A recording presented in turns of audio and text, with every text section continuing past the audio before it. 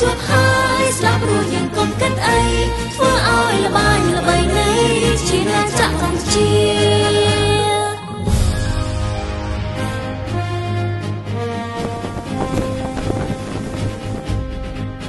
ប្រជាកម្ពុជាមានចិត្តប្រាថ្នារួបរวมសង្ខារសច្ចាការពារទឹកដីគាំទ្រកម្លាំងជួមុខទាំងចិត្តស្មារតីយើងខ្ញុំរកស្រីស្ម័គ្រដើម្បីទឹកដីកម្ពុជា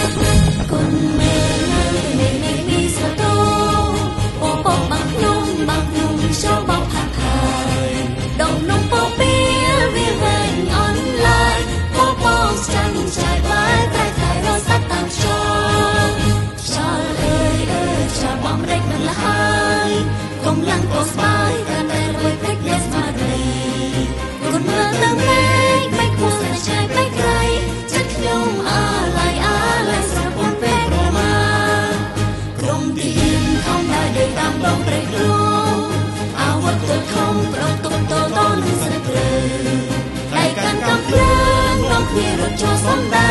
ពោលខ្មាំងអីលើត្រូវតែយើងដណ្ដើមយកជ័យជ័យនេះបានមកពីទឹកចិត្តហាន់ខ្លាបីដូចសត្វខ្លា